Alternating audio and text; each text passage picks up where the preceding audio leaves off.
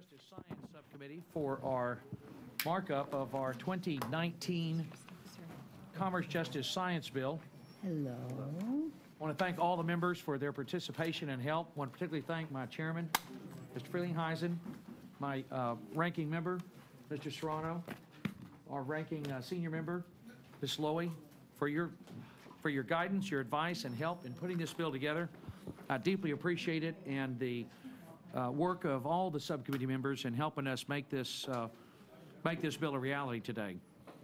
We have jurisdiction over a diverse group of agencies that are responsible for thwarting drug and human trafficking, terrorism, espionage, gangs, cybercrime, forecasting the weather, managing fisheries, advancing science, and exploring space. It's pure good. I think this subcommittee in our jurisdiction is pure good. It just doesn't get any better than the work we do in this subcommittee, Mr. Chairman. This is the subcommittee I was born to do. It is a lot of fun, and a great team of people we work with. We are considering a bill today that will provide $62 billion in discretionary funding that is enough to fund all the priority programs in the agencies that we have jurisdiction over. And we are focused first and foremost, Mr. Chairman, on funding law enforcement to protect this great nation. We have added 100 new immigration judges to reduce the immigration case backlog. We've given our U.S. attorneys a $113 million increase to help them with their criminal prosecutions. An $85 million increase for the U.S. Marshals for additional deputies and bed space, as well as a $130 million increase for DEA to address opioid and other drug traffickers. We have also increased funds for priority state and local law enforcement programs such as violence against women, to fight human trafficking, to invest in comprehensive addiction recovery act grants, to address the opioid crisis, and the state criminal alien assistance program, which is so important to reimburse our state and local jails and prisons for the cost of incarcerating individuals convicted of crimes who are here in the United States illegally. Mr. Chairman, we have also provided $21.5 billion for NASA, and these funds will allow NASA to ensure that NASA continues to be the greatest space program on the face of the earth. We're going to advance space exploration and invest in technology, aeronautics research and discovery in space and science. We've also provided, Mr. Chairman, for development of the space launch system that's going to send astronauts below Earth orbit in the Orion crew vehicle. We've also increased funding to the planetary programs, including the vitally important Europa mission. It's worth noting that the scientific journal Nature Astronomy just reported that the Galileo mission back in 1997 flew through a water plume on Europa 1,000 kilometers thick. So the ocean of Europa is venting directly into outer space, and the science community has wanted to go there for years. Mr. Chairman, and this bill makes that happen. Just in case I hadn't seen it? Just in case you hadn't seen it. There it is. We have also included $8.2 billion for the National Science Foundation, Mr. Chairman, and Madam Ranking Member, to increase research grants and invest in scientific infrastructure. We've also funded NOAA in prioritizing weather forecasting, weather research and fisheries, enhancing ocean exploration, and addressing harmful algae blooms. With the 2020 decennial census quickly approaching, we provide the Bureau of the Census with a $2 billion increase. The administration estimates the census will cost over $15 billion, and we're making the investments today to ensure that Secretary Ross has the resources needed to accurately count the people of the United States with a responsible budget. In order to live within our allocation, we froze or reduced funding for several agencies and programs that can operate with a little less.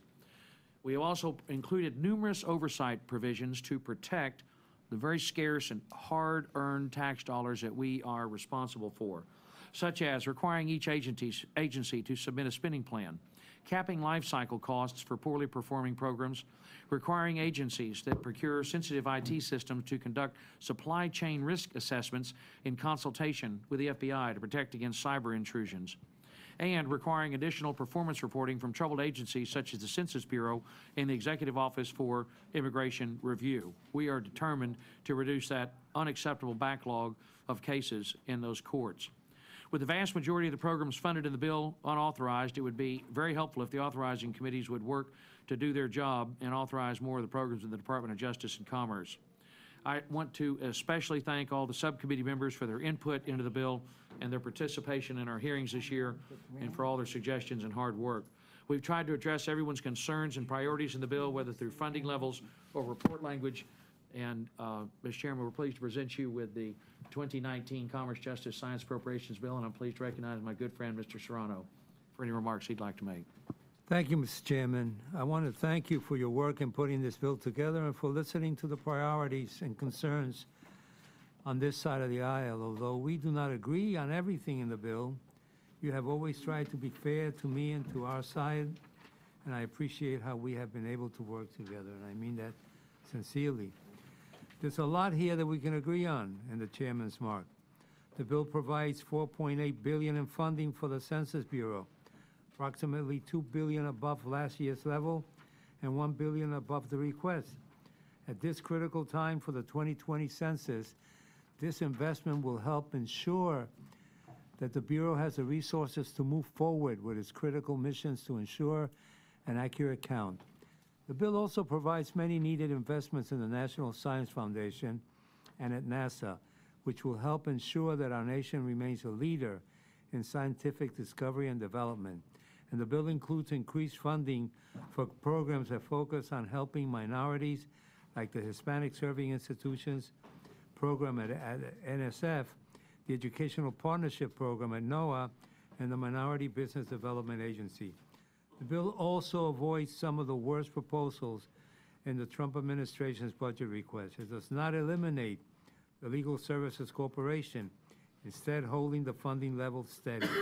The bill does not zero out the Economic Development Administration at the Department of Commerce or the Community Relations Service at the Department of Justice, holding those at the same level of funding as last year's bill as well.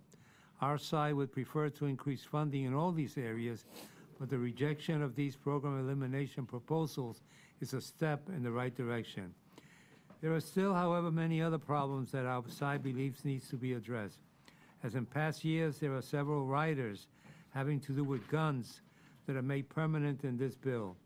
In addition, the majority has once again added a rider to prevent the reporting of multiple long gun purchases along the border, as well as an unnecessary Cuba-related rider affecting the U.S. Patent and Trademark Office.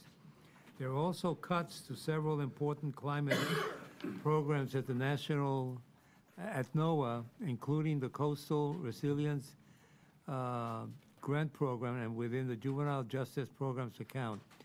Moreover, this bill fails to address some of the most difficult actions taken by the Trump administration, difficult for the public, to date, to undermine due process, fairness, and our constitutional values. From the ongoing attacks on the Russia investigation and special counsel to the addition of a citizenship question to the 2020 census form, to attempt to tilt the scales of justice in our immigration courts, there seems to be an endless series of actions taken by the President and his appointees to weaken many of our cherished democratic principles. It's up to this branch of the federal government to rein in these excesses, but this bill fails in that regard. We'll have more to discuss at the full committee markup, but for the moment, let me conclude by thanking the chairman and his staff on both sides of the majority and the minority for working long hours to put this bill and report together. I look forward to improving the bill as it moves along, and as our ranking member on this side, Mr. Lowy, always says, making the bill better as we move along. Thank you, Mr. Chairman. Thank you very much, Mr. Serrano. It's my pleasure to recognize someone who's been a mentor to me, and I didn't know that. I've been a mentor to you. I can't believe it. Appreciate it, Mr. Well, Chairman. thank you, Mr. Chairman. I think on a very personal note, I don't think there's a chairman that is one of the 12 chairs is more excited about his assignment than Chairman Culberson. I didn't say excitable. I said excited. And I know I share with Ms. Lowy a pride in the bipartisan nature of this committee and your working relationship with Ms. Serrano, my colleague that I ride the train with back and forth across the Northeast Corridor. I just want to commend you for your work. This is a work in progress. I think you've respected the fact that the administration can propose, Congress disposes, You've taken a very close look and used wisely the power of the purse, and this is a work in progress, and I'm pleased with what you've accomplished, and I yield back. Thank you. Thank you very much, Mr. Chairman. I'm pleased to recognize our good friend from New York, Ms. Lowy, our ranking member. And thank you, Chairman Culberson, Chairman Frelinghuysen, Ranking Member Serrano, for your work on this bill. The bill before us would increase vital investments in research at the National Science Foundation, which also bolsters our economy, prepares us for the 2020 census, and increases resources for law enforcement at the FBI and ATF. However, these increases come at the expense of other worthy investments, which are essentially flat-funded, harming our ability to meet growing needs for critical programs such as the Legal Services Corporation, Burn Justice Assistance Grants, and the Economic Development Administration. There are also unacceptable deficiencies in the bill, such as the elimination of the Regional Coastal Resiliency Fund. This NOAA program enhances our coastal resilience through competitively awarded grants that help communities withstand extreme weather and related hazards, particularly in the wake of major natural disasters that rocked our shores this past fall, like Harvey and Maria. This program would be bolstered, should be bolstered, not eliminated. Additionally, while it appears that overall the COPS hiring program is flat funded, the core program is actually reduced by $36.5 million. In my judgment, this is an unacceptable budget gimmick for a program that is more important now than ever for our state and local enforcement. Once again, riders stand in the way of the possibility of a bipartisan product. The majority has included controversial riders, including language blocking a reporting requirement on multiple purchases of rifles or shotguns within 5 days. I really want to repeat this again, but I won't, because this would prevent law enforcement from sensibly addressing gun crimes at the border.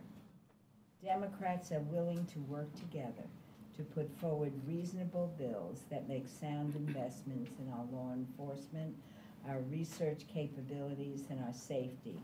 However, to be reasonable, these bills must be free from poison pill riders and must adequately fund vital programs. So I look forward to working with my colleagues, working with our chairman, to improve this bill as the process moves forward. Thank you. Thank you, Ms. Lowy. Are there any other members who would like to be recognized? Mr. Cartwright. Thank you, Mr. Chairman. I want to take a moment to recognize some of the important investments this bill makes toward critical programs within our subcommittee's jurisdiction, and overall to congratulate you on a good bill. I commend your decision to increase funding for our national census by $1.9 billion. We're talking about the bedrock from which our future democratic decisions are made. We have been underinvesting in the 2020 census, and this bill helps us steer on a sustainable funding path. I'm also pleased that we continue to support the EDA and its support for hardworking citizens in my district, in particular in coal communities, rejecting the current administration's proposal to eliminate these programs. And speaking of hardworking citizens, I do appreciate that this bill also contributes to the Bureau of Prison employee safety by retaining language to reduce BOP augmentation. Very much appreciate that being in this bill. It's also good to see that we've rejected the administration's proposed termination of the manufacturing extension partnership. That's something that generates an additional $2.3 billion in sales each year, and it demonstrates the program's success.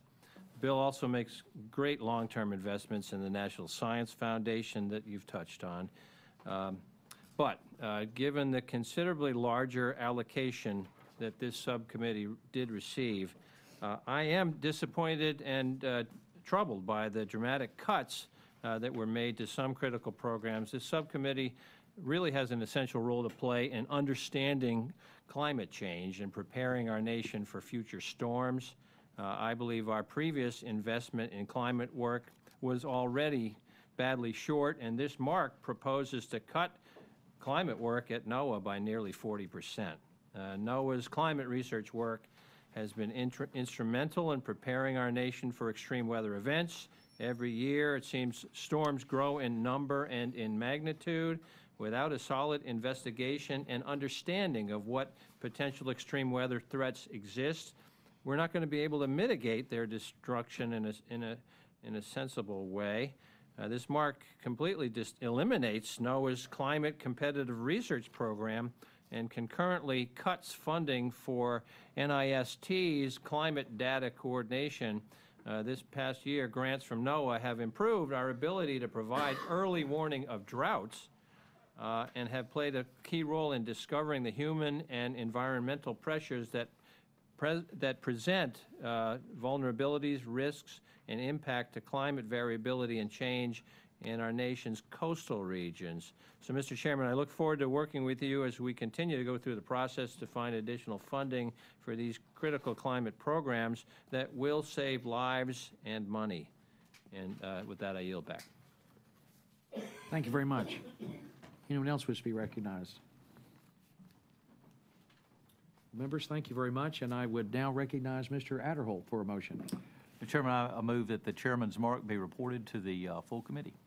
All those in favor will say aye. Aye. Aye. All those opposed, no.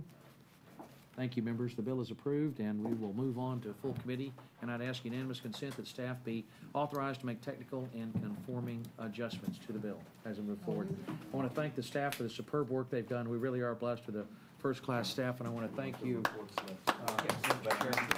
Thank you. We really have terrific staff. They've done a great job. And gentlemen, if we could all leave the bill and reports on the table. I want to thank our chairman, too, for a very fair allocation. It helped a great deal. Thank you, sir. Good to know I'm your mentor. Thank you, sir. Absolutely. I learned from the best. Mr. Chairman. Any better.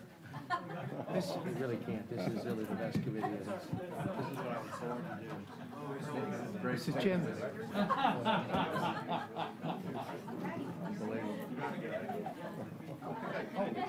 Yes, sir. I think Joe wants to say a word or two. Members, may I have your attention? Mr. Serrano would like to say something. No, it's not that important, but you know, this markup was called for 5 o'clock. That clock hasn't moved. Is that denote anything about the future of this bill? That's what you get with Ronnie as a mentor. He teaches you how to make time stand still. Okay, let's go. Thank you, folks. Thank you very much.